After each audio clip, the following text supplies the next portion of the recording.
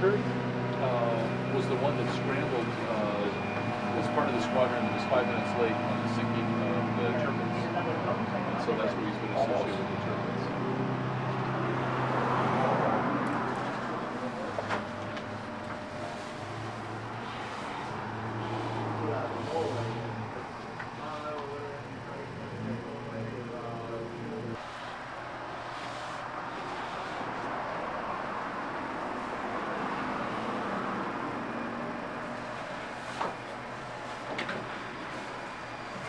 The automatic one.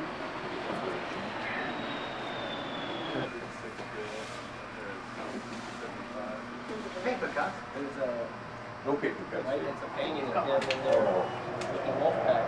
Hast du den Finger wundgeschrieben Noch schon? nicht, aber ich beuge den vor. Bitte, ja. An den kleinen Finger jetzt? Ganz vornehm. Ja.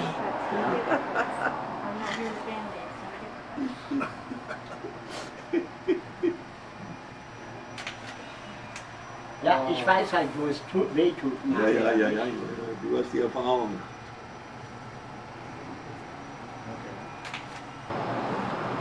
Wo wart ihr denn die ganze Zeit? Schau ich an. Nebenan, Was ist nebenan?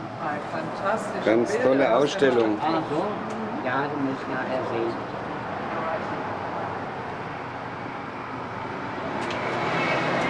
You going to use it here or no? We're spoiled. I got this one. I need the main one. Oh, you get it from Virginia. Get it from Virginia? Yeah. All right. I understand. Guten Morgen, Horst. Guten Morgen, lieber Jean. Wie geht es dir heute? Das ist Spaß.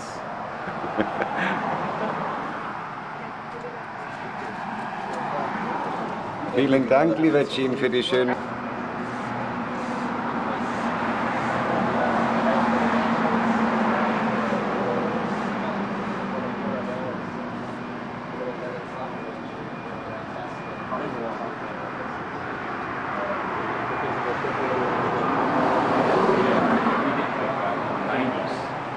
High 90s. Yeah, big show? Yeah, Yeah, going tomorrow, yeah. that's what I understand. It's today and tomorrow. Yeah. Get out of the way.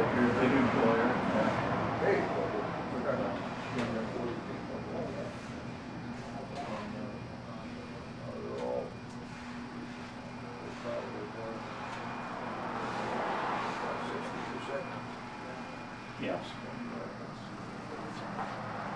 Das ist so unser Dialekt, den wir am liebsten. Es gibt ja Dialekte aus Hessen oder aus dem Sächsischen, das sind hessische Dialekte.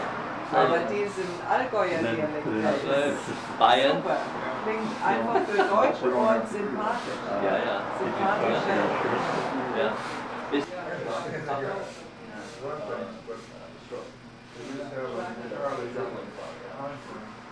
und ich war im Apotheken in Meyer, lots of stuff going on down there too.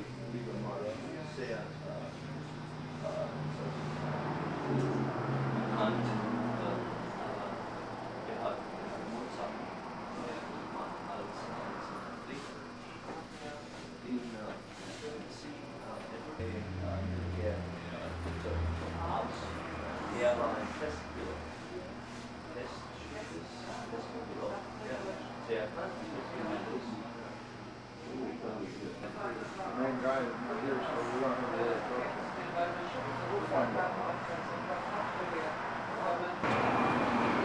So Virginia guys, that's right.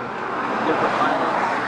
Virginia was the first, Right. and she She got started in this in the mid-70s on the East Coast,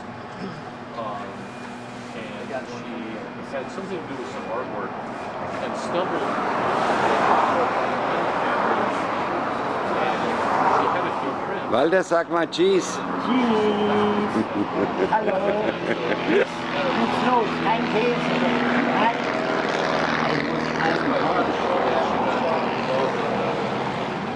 I got her story on the website. And then, ist kein Käse. Nein. Ich muss Eisenhorn. So I got this story on the website. And then, Joey say cheese. Joey, cheese. 8 victories. He then joined the JG7 Messerschmitt 262 and shot down 8 American planes. The last mission on April 10th, 1945, he shot down 4 B-17s and was shot down afterwards by Joe Peterburs, who is sitting with us up here. Joe also was shot down right afterwards by flak at an airport close south of Berlin. So if you have any questions you want to ask, or if you have any questions, Kevin, please do. Joe will have to have a lot of things to tell you about shooting down water.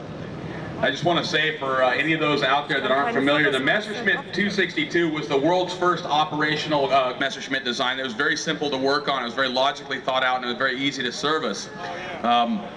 Chuck Yeager and a few other pilots found that there was a way to exploit the 262, even though you had a speed disadvantage, was to get them when they were landing, because in the day, the jet engines did not really have that much range. They're pretty thirsty of fuel, and they didn't really have a long combat radius, so it was able for the American pilots to actually exploit them when they're slow and coming into land, and that's how a few of our pilots have gotten them some kills.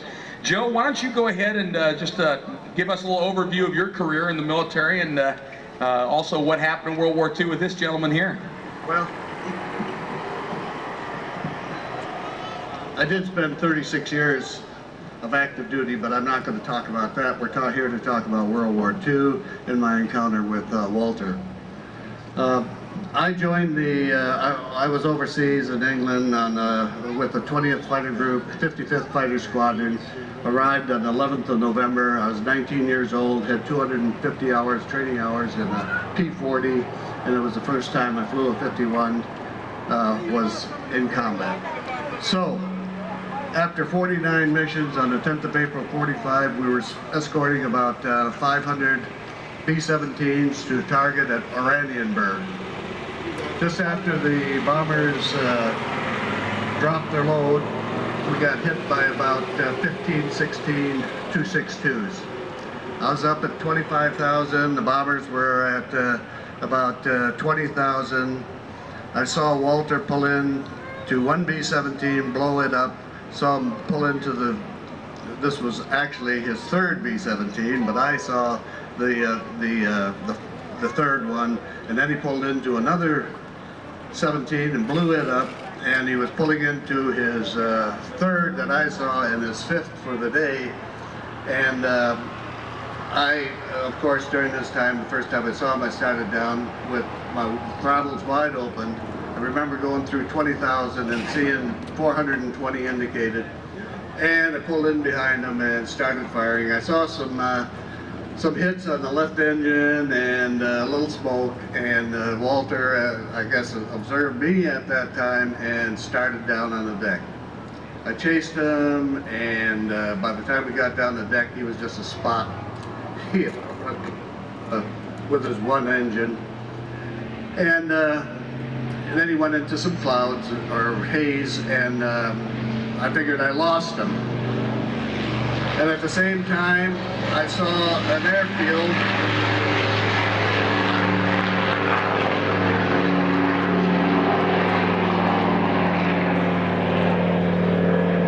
I saw an airfield on my left that was loaded with German aircraft, and I said, and I started strafing. And after about the sixth pass, after 3 hits on my bird, I finally started burning, and I took off and made it back to Magdeburg, and where I bailed out and was a prisoner. And 58 years later, I found out that Walter, after he went into the clouds, his engine started to disintegrate, and he had to bail out. So that was the first I learned that the encounter. The first, at the 262 that I did some damage to, and that it was Walter Schuck. And I'm very proud to be sitting here next to him right now, 60 years later. Walter is kind of grateful that Joe shut him down because, as you know, we flew until we got the Iron Cross or the Wooden Cross.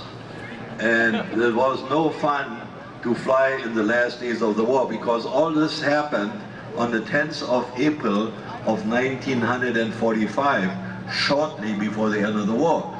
And anyone who was in the air over Germany as a fighter pilot didn't have much of a chance to survive until he was very experienced. But even the experienced guys like Günther Rahl with 275 victories got shot down by the wolf pack. Our friend Zemke did that to him. He lost a thumb, and you probably know that we had him here many times, and was always a pleasure to see him. Now Walter is right now visiting with us. I live in the United States for 53 years. I was lucky to come to California.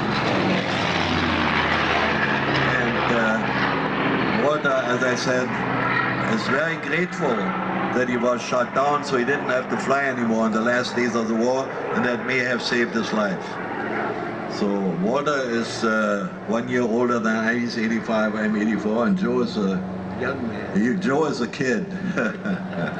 So, do you have any questions? Well, Kurt, I just wanted to ask you, maybe perhaps go over Walter's career a little bit before the ME-262, like the other types he flew. Did he fly the 109? Did he fly the 190, the Focke-Wulf, the Messerschmitt? What was he flying, and what were most of his victories? Were they mostly against Soviet aircraft? Or? We flew out of Petsamo, northern Finland, at the Barents Sea.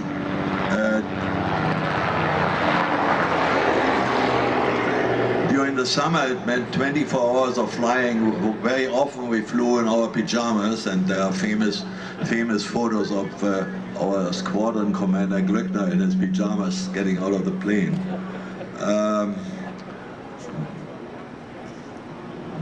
During the winter, most important thing was to play cards and drink booze. Walter was very, very successful up there. He commanded the 9th Squadron. I flew in the 8th Squadron first, and then I was adjutant to the commander, Hauptmann Dörr, who had also 150, how many victories?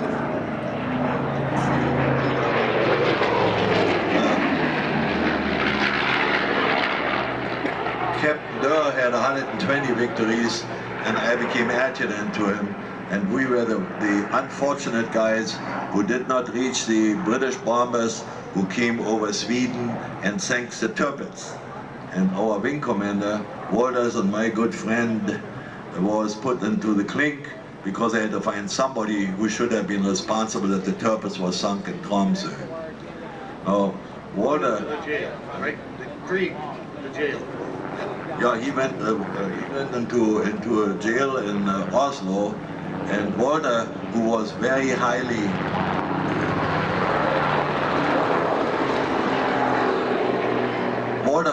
very highly decorated, succeeded in talking the important people of the Luftwaffe, like Kamhuber and Göring, into letting our wing commander Heinrich Oerler,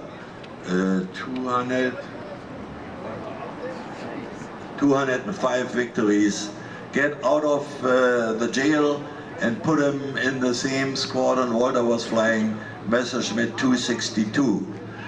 He was very disappointed what had happened to him, and he shot down a B-17 and ran out of ammunition and told his buddies in the air, "I will see you in Valhalla," and he rammed another plane. So now, Kurt, after the war was over, did you pursue any type of aviation career once the war had come to an end, and you were, like, either before you came to the United States or since? Well, in the meantime, I had commanded the 1st Squadron of G.G. Mulders in Gdansk. I had flown behind the Russian lines into Gdansk. We lost most of our planes, and I got out on a minesweeper into Oslo, Copenhagen, on the 1st of May 45, and took over a squadron in northern Norway next to Oslo.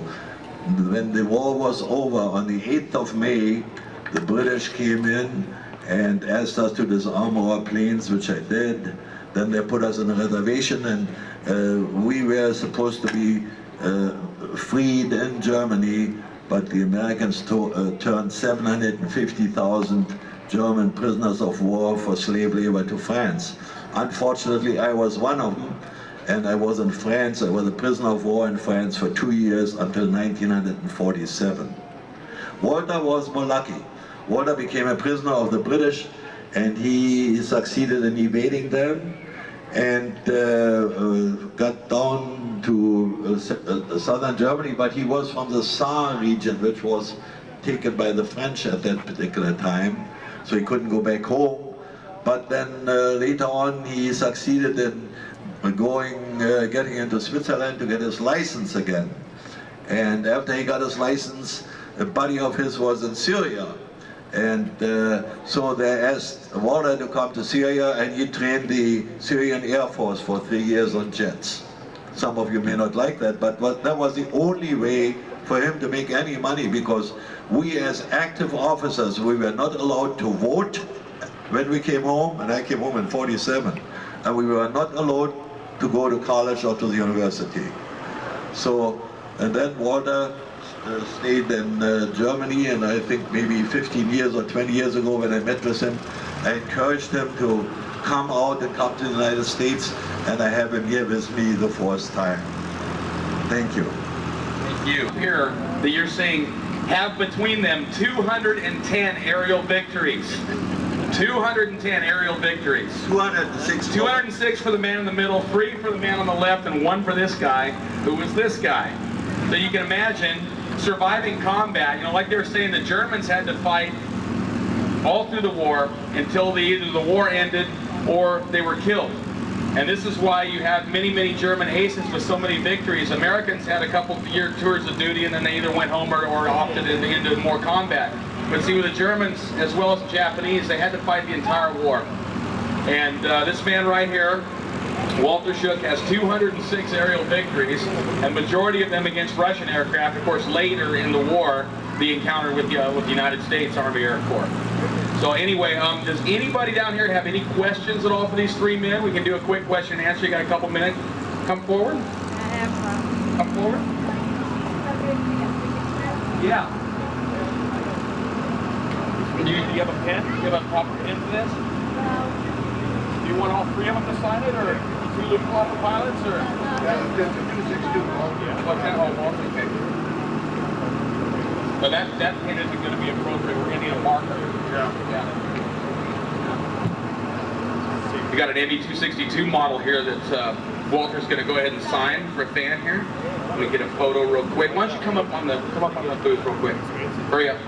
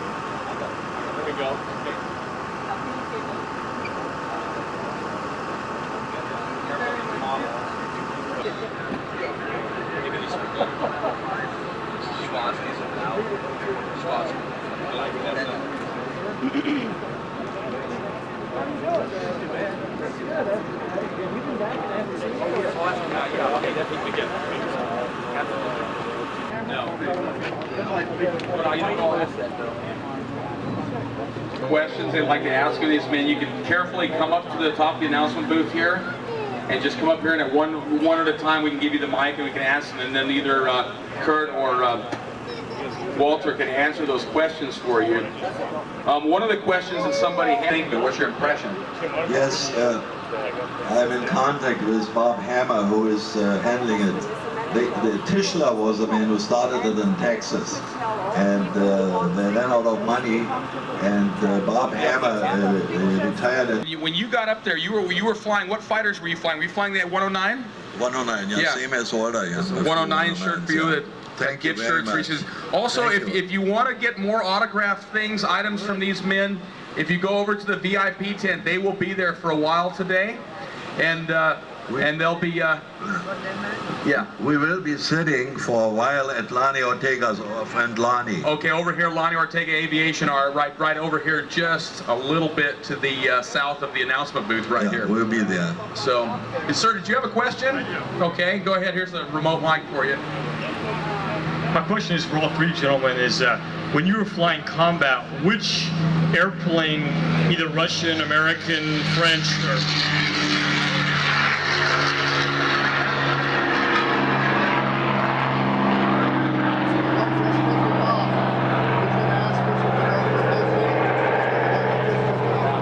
which airplane gave you the greatest challenge when you were flying combat? When you'd see a plane, would give you the most concern that you'd be tackling that aircraft?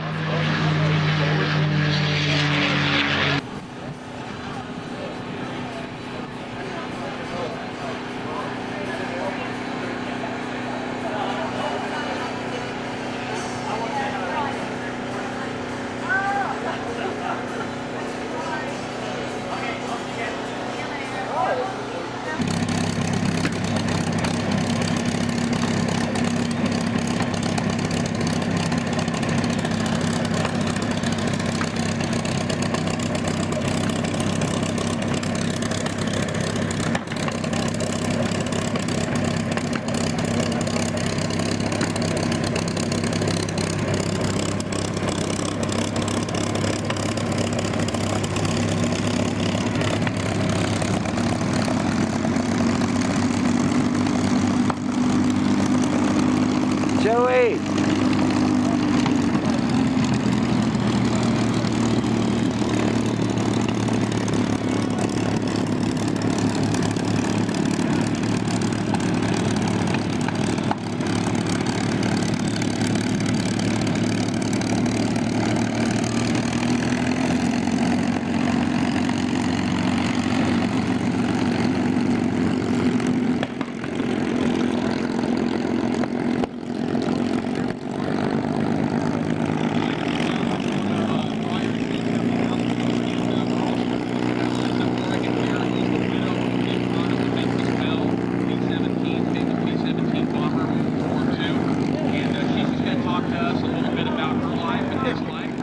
Great. Right. Thank you. Okay.